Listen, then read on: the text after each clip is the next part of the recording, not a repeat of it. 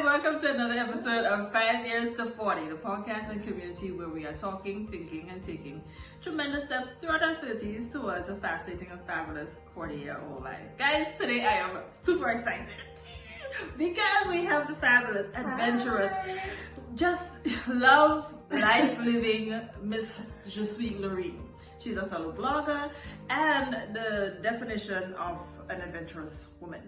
She's also on a path to 5 years to 40, and we're just really excited to have you here. Thank you so much for joining us, Laureen. I am happy to be here. Totally. So good. So guys, today we'll be talking about self-love. Valentine's Day just went by, and while we advocate for all types of love, because love is universal. We love love. We love love on the chatting team. But today we're talking about self-love. Now, Je Suis Laureen has a page that we are going to leave the description to, the link in the bottom of this episode that you can follow. And she talks about all things love, some very deep, thought-provoking work that you want to get in on, because self-love, as you will see in the episode, is a process, and Miss Laureen will help us to understand the process more. So, talk about self-love. We can start the conversation off by, if you would give us, what inspired your journey to start the self-love project? This project for me started like 10 years ago. Wow.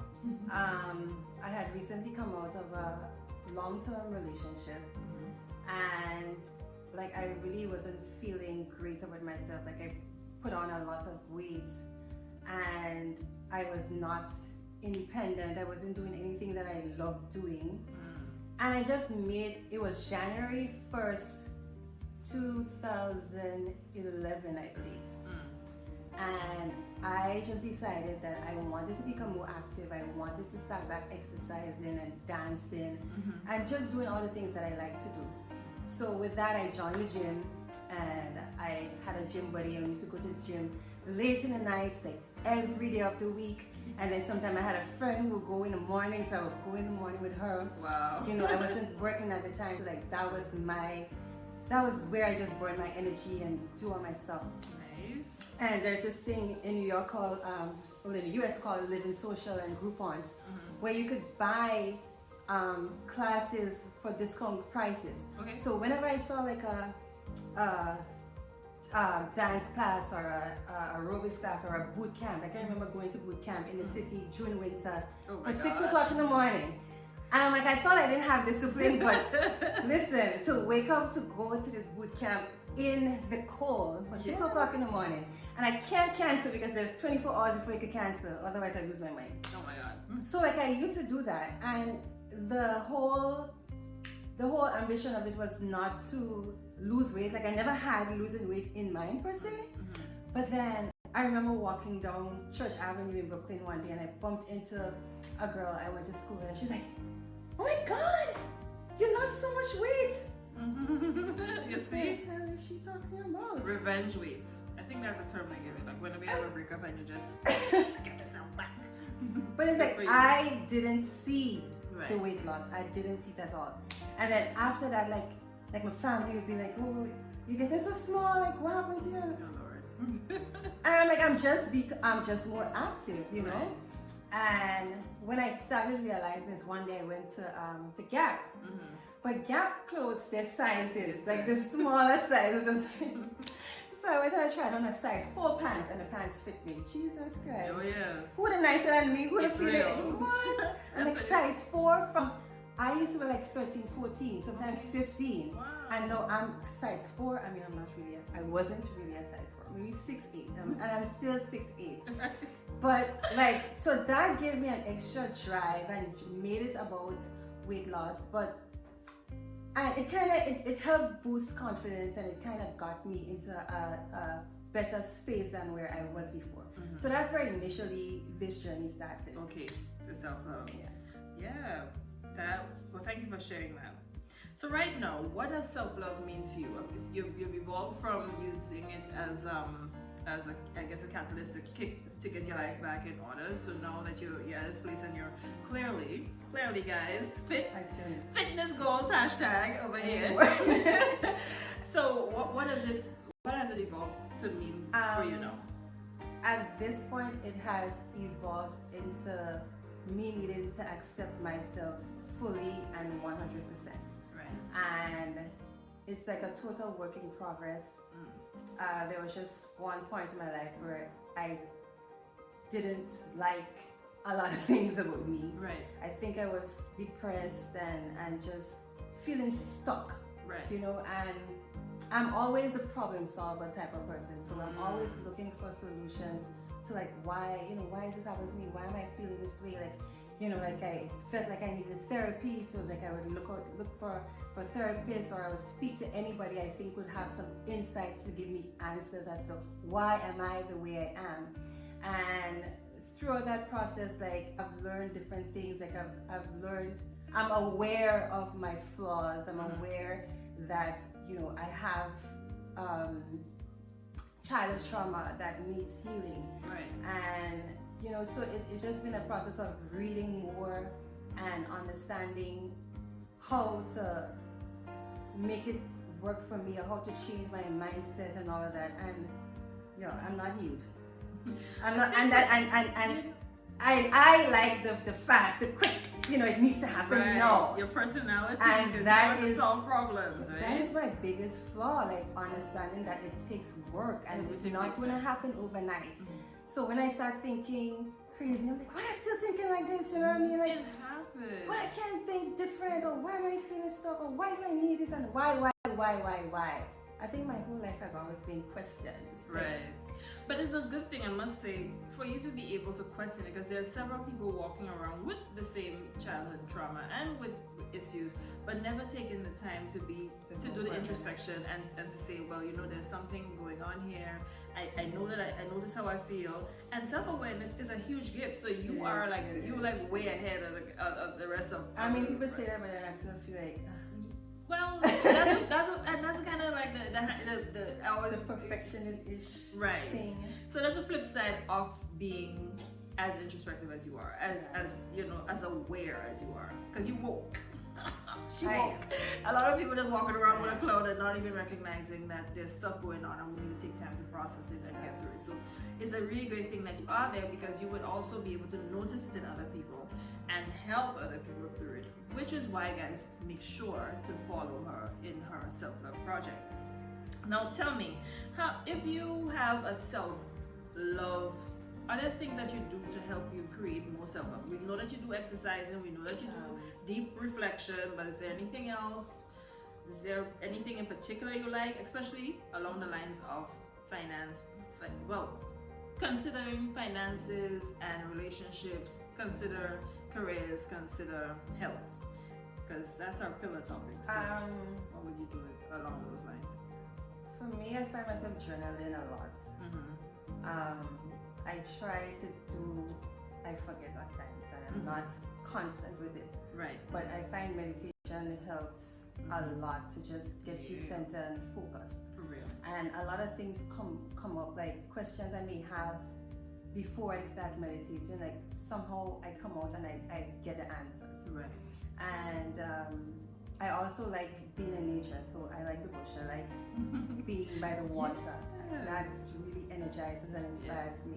Yeah. So like these are some of the things that I do just to take care of my mental wellness. And it's a good thing you do that, because let me tell you, I live vicariously through you. I look at all your pictures and all your hiking, and I'm like, I want to go, but not really. I'm glad she's going. I'm glad she's going. I don't need to go, because I heard about the trip to, you did Golden Falls, was it? I did. Girl. I want to go back so bad. Girl. I mean, it's worth it. It's a trek. Yeah. But it's so worth it. Right. Well, maybe one of these days you convince me and I'll go. But I mean, I love being able to live through you. So keep doing that. Keep doing your self-care routines are wonderful for all the people who, you know, like nature and And I also, it resonates with me that you say that nature works, because while I may not hike through the Grand Canyon like you would, but I would have some plants at home, and I tend to, when I nurture them, I feel so much better. If I had a hard day at work, I go and I do some molding, I move them around or whatnot, and I just feel so much better. I really want to get into that. Like, I really want to start planting. Gardening, it's really good. I can swear by it. So I understand, and I really do appreciate that you say that nature is one of the ways you do self-care. Self-love, I'm sorry. So what is your greatest struggle you find with achieving this self-love thing? Well, I think my greatest challenge right now is getting over changing my mindset. So basically, my socialized upbringing, or what we learned from, like, I don't believe in it anymore, but at the same time it's been hard for me to break out of it. Like, for example, like people pleasing and not having boundaries, like not being able to say no. Like, I'm a person who just I can't say no. Like, I'm always feeling bad about something. I could probably be having a conversation with you and I would go home and think, like, I might say something and then I'll be like feeling so insecure that, did I say that? What if she took that the wrong way? Right. And I would think about it for the whole night. Gosh. And so that's my biggest challenge, just not giving a shit, basically, about anybody or anything, and just owning my authenticity and not caring. I want to not care. I really feel I will be liberated when I get to that point that nothing outside of me matters. That I'm just comfortable and I love myself enough that I know that I have my values and I would live my values, and I don't need to be what everybody else thinks I need to be. I get it. I understand where you're coming from, because I too struggle with the disease to please. Is what Auntie Oprah calls it. The disease to please. You don't know how to say no, and for a long time, it was like a bad thing, but the truth is that it's ingrained, and also having a caring and nurturing heart is not something that comes around very often. It's hard on us, and people will come to us because people can sense the caring and the nurturing spirit that you have. People will be drawn to it because that's what you give out. But like you said, boundaries is what I found really helps, and learning just when you can't serve from empty cup. So if you are not, if you give away, and then you don't take time to take care of yourself, then it's hard to do that. And then nobody's happy. I always someone else, I say, listen, when I get angry, everybody is happy. Right. So let's stop and try to pause before because you're the peacemaker. You're the one who, like you say, problem solve. But when that part is missing, the whole world feels it. So, and I guess that's why your self-love practices are so essential for your personality. So it's probably no wonder you started a project. Yeah, because I just feel like there's other people that I'm sure in my position too, and it's true. So, do you think self-love is gender biased? Probably as women we talk about it a lot, or more vocal with it. But I've been seeing recently that a lot of like celebrity men talking about getting therapy and focusing on their mental health, and I think that is so, like, I was just so happy seeing that. So I'm hoping it trickles down and men start the conversation and start talking about it. Yeah, I'm with you now. I really wish our guys would get some more into the self-love thing. I think, again, back to culture, you kind of feel like guys love themselves because they walk around when they're big and they're bad and they but a lot of times, a lot of the behaviors they show is more indicative of somebody who is insecure than somebody who is full of love. Because if you're full of love, you won't go around deliberately hurting people. You won't go around lying. You won't go around trying to make other people unhappy. Those behaviors are associated with people who are insecure, and that is basically. it's really unfortunate. But when we get to the point where men are fully loved, I think that they will get with women who are fully loved also, and man, Grenada would change. The whole world would change. The whole world would change. I wish you could bring up the car and have more of the conversation with men. I wish men would get to a point where they're more open to have these conversations. You know? I'm here for it. So guys who are on this channel, we're talking to you. And if you think that you have some insights, come let me talk, man. Yes. Come. We would love to have you here. The three of us could be sitting on this couch drinking some red wine because this is Valentine's weekend, so we're here drinking tab.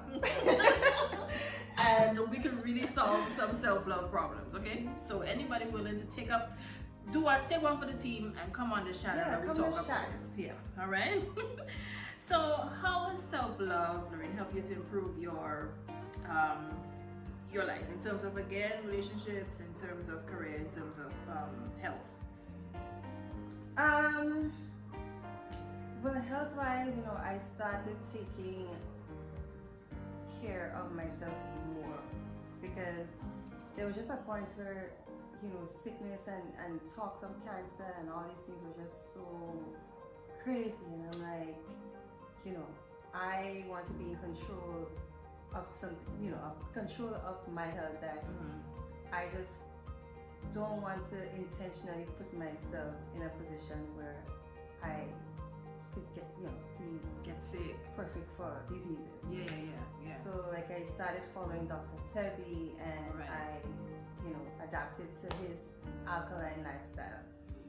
But then at the same time, I had to be realistic and make it work for me. And I feel like life is all about moderation. And I think that's what we don't fully understand. So I would say I'm on a moderationist diet. What do you mean? Tell us moderationist diet. And I'm like, the alkaline diet, like, is no meat, no fish, no none of that. And I won't buy meat, I won't buy fish, I won't cook it. So I used to be like, I'm a CEO. Christmas, Easter, and every other, when I go to family house and we have things, I'll eat my belly full and enjoy. On weekends, I give myself a little treat. But there's just moderation with not overeating too much meat or too much acid, and I always have an acidic stomach, so that lifestyle was helpful for me to try to combat it. Nice. Yeah. Nice. So what was the other thing? In terms of your relationships, maybe self-love helps. Still working on that. Boundaries, boundaries. Okay. Yeah. So I'm trying to work on getting there. So I'm not. Well, there. At least one pillar is really strong, so we're just happy that it helps you to get one pillar in, and like we said, this whole journey and we understand it's a process. So it is a process. So it's a process. It's never ending. You're always learning every day. So self-love. Do you think it's something that somebody, let's say, someone is 2011 you? Is the person that feels like really down right now. The relationships are kind of, not working how they wanted. Let's say the person's in a place where maybe the career is not where they want to be, or their finances is not where they want it to be. How do you think self-love can help to recreate or create something that leads to a thriving, fantastic, fabulous? Because that's what we want to do towards this journey to 5 years to 40. So how can self-love help to create that? Well, to me, self-love, it gives you an understanding of yourself. And I think sometimes going into silence and really giving yourself we hard on ourselves real bad. We judge ourselves really terribly. It's true. Our self-talk are sometimes the worst. Like, we could be our own enemies, and we could be really toxic to us. Maybe not to other people, but to ourselves. And I think when we reach that patch in life where things just feel like nothing is working out and nothing is happening, we have to go inwards. You know, we have to take